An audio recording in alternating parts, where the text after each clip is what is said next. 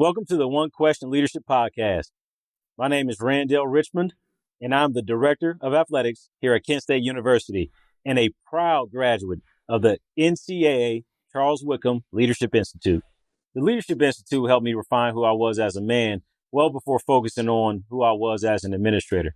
Within the program, I developed lifelong friendships, colleagues, and confidants to help me discover my true purpose in this profession, which is to be a transformational leader that has a positive impact on people's lives well beyond sports. And as the great orator Big Sean often says, the energy you give is what you manifest. Peace.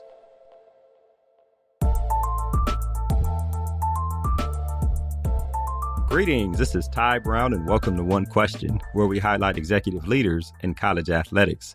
Our guest today is Eric Hyman. Eric is the former director of athletics at VMI, at Miami of Ohio, TCU, South Carolina, and Texas A&M University. Greetings, Eric. Thanks for joining us again. Sure, Ty. Glad to visit with you. Now, Eric, I wanted to have you on. Of course, you 47 years in college athletics, 28 years as a director of athletics. Of course, what you're doing now is some consulting, helping people solve problems, right, in terms of leaderships, in terms of athletics directors and coaches and those kind of things. I wanted to have you on because I want to, I've talked to a lot of athletic directors and a lot of leaders, and a lot of people talk about core values, and they talk about a number of different things that they try to put in place when they get to a leadership role. And I needed some clarity. So I want to know if I can run some definitions by you that I've come up with, and you can tell me if I'm off base or how it applies to athletics or just any type of direction you can give me on these type things. You okay with that? Sure. I'll be glad to. Excellent. Well, I think now years ago, I talked to Dutch Bachman, who used to be over the 1A Athletic Directors Association, and he told me everything starts with purpose. And the way he defined it was that the purpose is a simply stated statement which explains why an organization exists. And I took that and I said, okay, so you're basically telling people why we do what it is that we do. Am I off base with that definition? Why we do what we do. Right. Yeah, I think Dutch is right. I mean, what is your purpose? And in athletics and college athletics, I've always felt that you want to create. It's about educational opportunities for young people through athletics. That's one of your purposes, and right. Also to provide entertainment and esprit de corps for your student body, your school alumni, and for your extended for the community, extended community and beyond. Right. I mean, this is what the primary purpose is young people. I mean, that's why we're in the business. So, and it is an institution of higher learning. So you want to be able to help these young people be able to get their degrees, and your purpose needs to be there. Right. But also is to provide, like I said, the entertainment and esprit de corps for your student body, your alumni, and your extended family, and all those kind of things, is to create a lot of interest towards your institution. Right. I once heard a president, she used the term that athletics was to enhance the academic mission of the university. That's one of the purposes or the purpose of athletics. Well, I found it very fascinating when I got to TCU in 1998. They had 1,600 openings with 3,700 applications. Wow. And then the year after they went to the Rose Bowl, they had like 1,800 openings in the freshman class, and they had 20,000 applications. Oh, wow. And so I talked to the dean of admissions, Ray Brown, and I asked him about that. And he said, I said, why? He said, what's different? I said, well, obviously your success athletically, and at TCU there's a good message, and athletics, academically there's a great message, and athletics has been able to get it in every nook and cranny around the country.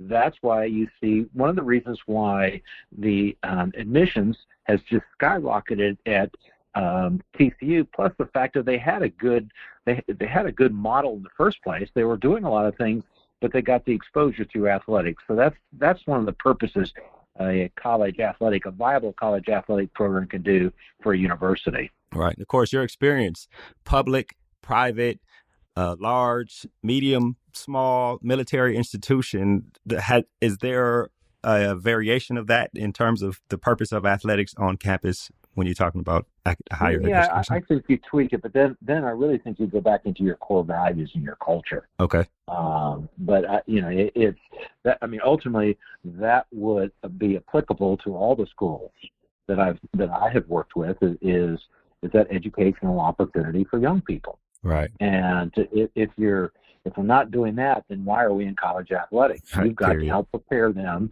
for later on in life. I think all schools do that. Now, obviously at VMI, the mission's a little bit different because you have the military aspect. And obviously at a state-supported school, it's a little bit different. So the purposes vary, but the core of what I'm saying to you, as far as, in my opinion, what the purpose is, I don't think it varies that much. Okay, right, exactly. But when you talk about the values, right, and I'll move on to my next definition here, and because you brought up values, and this is probably where things can vary depending on the culture of institution. So, in terms of value, I have what one deems to be correct and desirable in life, especially regarding personal conduct. And I'll take that to the next one, which ties in, which is values, plural, is a collection of guiding principles that one deems to be correct and desirable in life, especially regarding personal conduct. What are your thoughts on those definitions with regard to athletics? Well, I really like your definition of value. It's the collection of guiding principles that one deems to be correct and desirable in life, especially regarding personal conduct. I think value, if you go back to value, yes, sir, and you try to define value in athletics, it comes from the word valuable. It's a behavior that is valuable for a person or a culture. And for example, let's say hard work is valuable, and then you have for an athlete hard work on the field of competition, but you also have hard work that is pushing yourself in the classroom. So there are all kinds of values in a culture, and sometimes there's a disconnect with the values. And that's why you've got to, in my judgment, what you have to do is when you get into a new organization, you have to sit down, define what your purpose is, and you have to have a cross section of people in the department to do that. And then you've got to do the same thing. What are your core values? And that's got to be reflected on the organization. So your values build up to what your core values are, and you need to determine that. But it's what's valuable for a person or in a culture. What do they think is very important for their culture, and what do they think is very important? I think that's what a value is, and that's what values are. Right. And so when you add on the word core, right, you add core to values. Values being, I'll read it again, a collection of guiding principles that one deems to be correct and desirable in life, especially regarding personal conduct. When you talk about core values, and my assumption is that you add the word core on it, meaning these are the things that don't change. We are rooted in these. And the definition I have for that is a formalized definition of an organization's culture, usually in the form of a list of terms which describe the desirable attributes of the culture. Now, that may be a little technical, but I'm trying to understand the core values and the values in terms of how you tie the terminology together, right?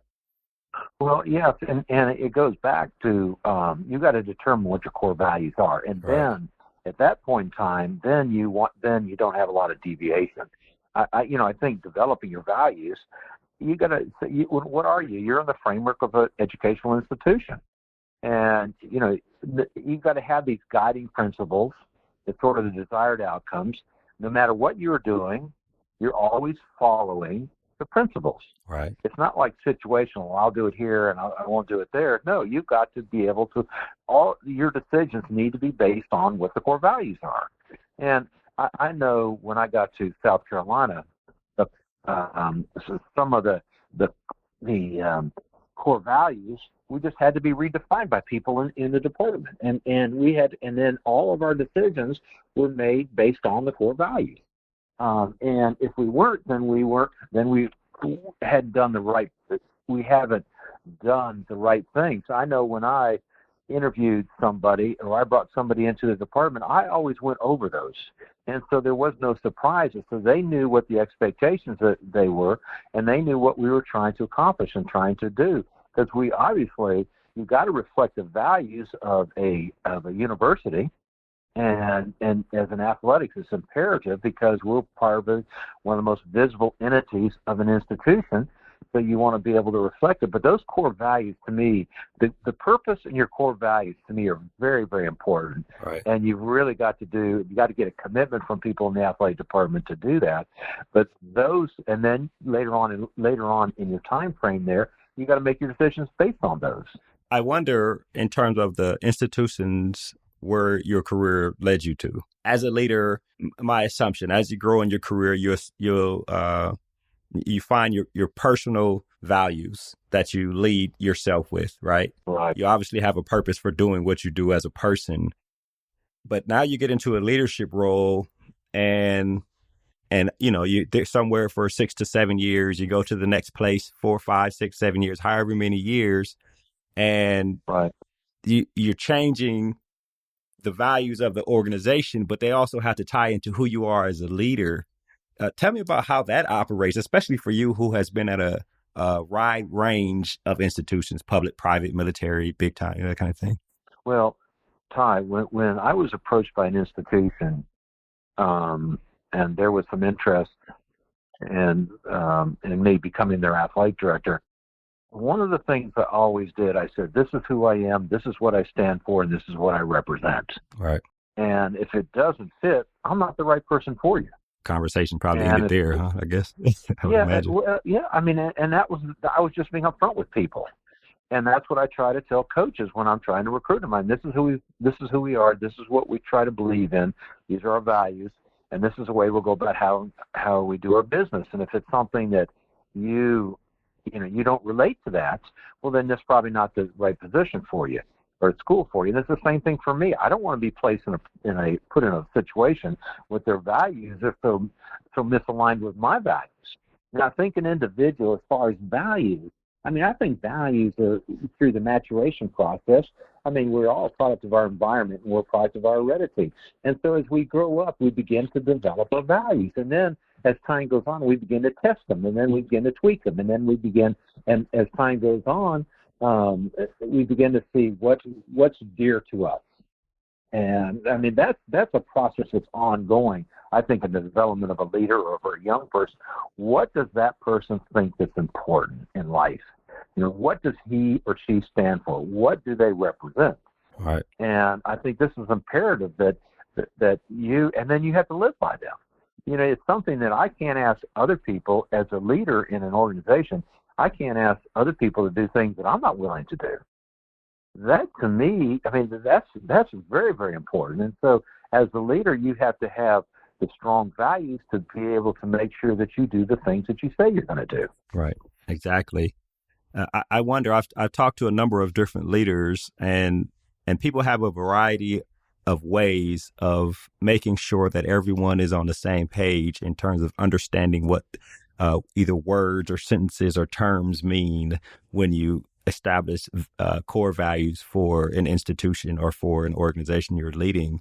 Did you have a way of, I don't know if it was onboarding, maybe when you got somewhere, to make sure everybody understood and was speaking the same language in terms of the culture you created at the institutions you were? I don't think there's any question in what I have done. What I valued was very important. I had 8 components of what a successful program was, and those were my values.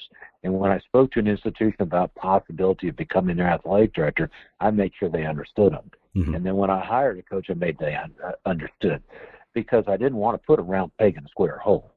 And so when I became the athletic director to every institution, what I would do is every year, annually, we would talk about our what a successful program, what are our values, what's important.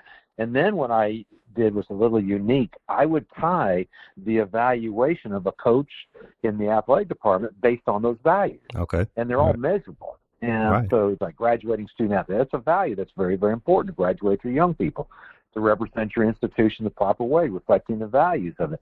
So I always had a measurement staying within the NCAA rules. And so all of those were tied into the evaluation of a coach. So they knew, they understood, they were aware of what we were trying to do as an athletic department.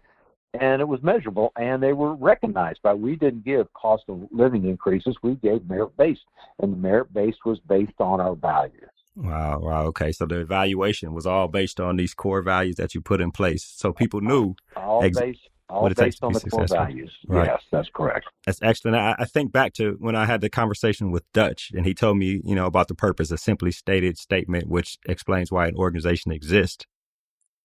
When I came up with the purpose for what I was doing over at the American Football Coaches Association, he said, now that you have that, every decision you make with regard to your department, the education department in the AFCA, you needed to see if it helped answer that question. And so that kind of brings me to my next definition or set of statements here that I want to run by you and get your input on. It's about decisions, right? The first one is all decisions should help further the organization's purpose. And the second part is all decisions should be aligned with the organization's core values. And I think that ties to what you talked about in terms of evaluating people, evaluating what you're doing, but also evaluating decisions that you've made, you're going to make, or that you're making in the current moment. What do you think about that? Well, no, I think that's why I tried to have. That's why I'm more of a black and white kind of person. Right. I'm more of a measurable kind of person. This is the way you can measure. Now, there's some of the values that we felt that we had were not as measurable as some of the others, but it's all tied in together. And I think that way, everybody. It's like not everybody in the department is going to put their oar in together. But if you got a lot more putting their oar in together than are not, then you have a better chance to be able to reach your potential. And that's what we were trying to do. We were trying to be in sync with everything else. Now, you have individuals and everybody's different, but at least you have a standard to refer back to. And sometimes in an athletic department, you need to go back there because sometimes people either forget it or they want to forget it or whatever. And so you've got to constantly reiterate what are your values that reflects what is the culture that you have. And I think it's constant reinforcement, or there are some situations that you need to have further in-depth conversation to make sure that maybe there's some situations where people haven't maintained reflected the values, and you may need to go back and have more discussions about it. Right. It's constant tweaking. Ongoing process. It's simple, but when you're dealing with a lot of people, everybody's different, and so therefore they interpret things a little bit differently. So sometimes it takes extra work to be able to get them, everybody on the same sheet of music. Right. Lastly, culture, the behaviors and beliefs characteristic of an organization. And I think everything leads towards defining your culture, right? The purpose, the core values, and they all help to define the culture. And like you mentioned before, the culture at VMI was probably completely different than the culture at TCU, which was completely different than the culture at South Carolina, and on and on and on. Talk to me a little bit about culture. Well, culture, you're exactly right. Culture was different every place, and I'll give you an example. I'll give you a couple of examples. Well, when I got to South Carolina, there were some things that circulated around. I mean, they didn't believe in themselves. Oh, wow. And they had a lot of the fans wait till next year, or the chicken curse. And I hated to hear those kind of things by the fans. And I think when I left there, one of the most exciting things, it just internally, was I never heard that anymore. I didn't hear wait till next year or the chicken curse or something like that. And so what you have to do is you want to get the people, if they think they can, they can. But if you don't think you can, you won't. And I'm afraid that it was more of they were down on themselves and they didn't believe in themselves. So it's a matter of getting them to believe in themselves and taking the necessary steps to get them into that direction or headed in that direction. And what I always said, you got to make every day a little bit better, a little bit better. So now, if we're talking about the culture of South Carolina, academically, they're very proud of what they're accomplishing. They're putting out young people that are making contributions to society. They're doing a wonderful job. And so those are the kind of things that you've got to change. You don't want to go in and say, I want to change the culture, but you've got to understand what the culture is, and then you got to determine what people want, and then you start to build yourself in that direction. And I know that at South Carolina, I asked them, what coach, athletically, what do you want to do? Where do you want to be? And they said the board said they wanted to be top 25. So we made a roadmap to get us there. Well, there was issues of consternation to get there. And, some of the board members began to get tight sneakers. So I went back to the board and I said, talking about the culture, I said, what do you want? Do you want to be top 50 or do you want to be top 25? I was basing decisions on top 25. And I said it'd be a lot easier for me to be top 50 than top 25. No, Exactly. they reaffirmed that they wanted to be top 25 because we went through some difficult times as people that were familiar with the South Carolina program. We didn't have the financial latitude that some other people, so we had to do things a little bit differently than what had been done before. And I think in time it paid off. So it's if you look at the schools, if you look at South Carolina, the culture, we didn't have a lot of money to work with, but you look at A&M and they had a lot of financial flexibility at A&M, but financial flexibility doesn't necessarily make success. Right. And there are other tangible and intangible things that go into it. So you've got to assess what the culture is and be able to understand some of the things that you've got to be able to do where you got to move the program to where people begin to believe in themselves and the culture represents what the values of the university are. Right. And I guess depending on the situation, you establish the core values pre-understanding the culture or understand the culture, then establish the core values and move forward like that. I guess it just depends on where you are in terms of order of operation. There's probably no set formula for identifying these things. Now, the purpose should probably be defined right off the bat or maybe defined even before you arrive there. That probably doesn't change much in terms of athletics on an academic campus, but in terms of values and core values and the culture, it's all an assessment before you start laying things out. Yeah, you want to go and find out what the purpose is, and most of the places that hadn't really gone down and defined it. And then we worked to develop the core values. So, they all have values, but then what are common values? And you go back to the different schools. Well, VMI was different. Right. Their values were different than any other school I've been, and that was VMI.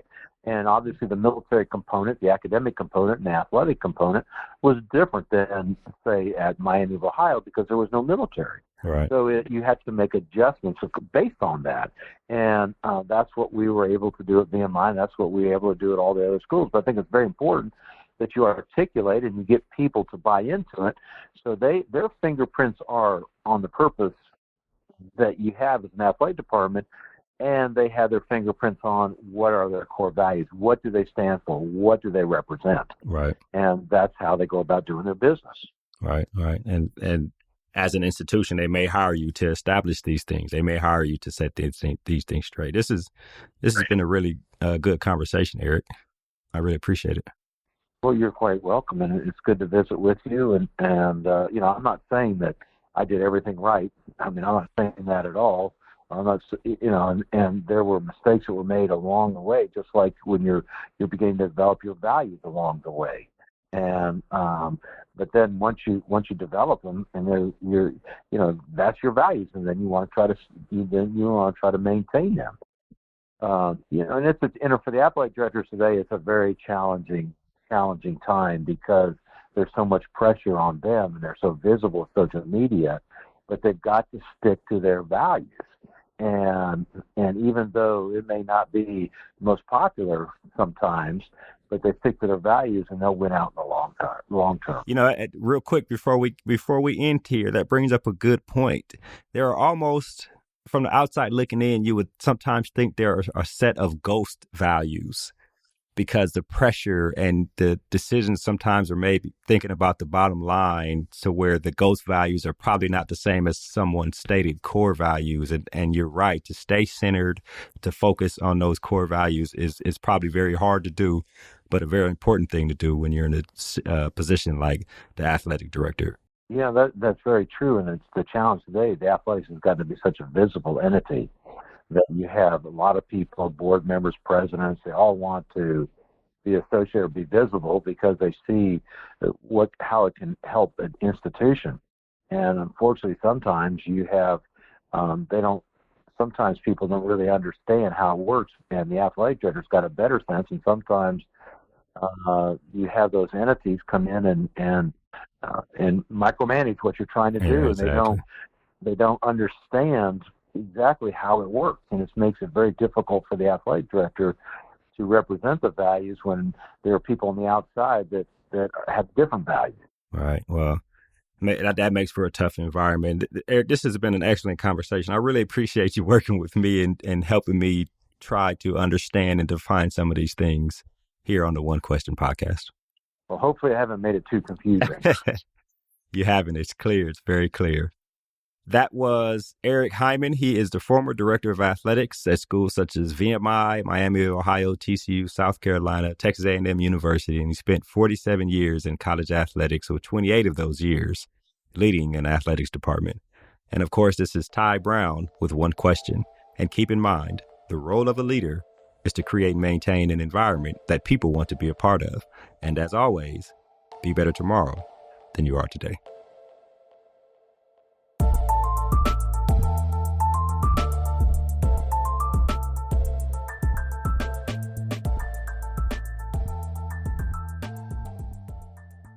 This episode of the One Question Leadership Podcast is produced by Spades Media Group, solving problems using creative leadership.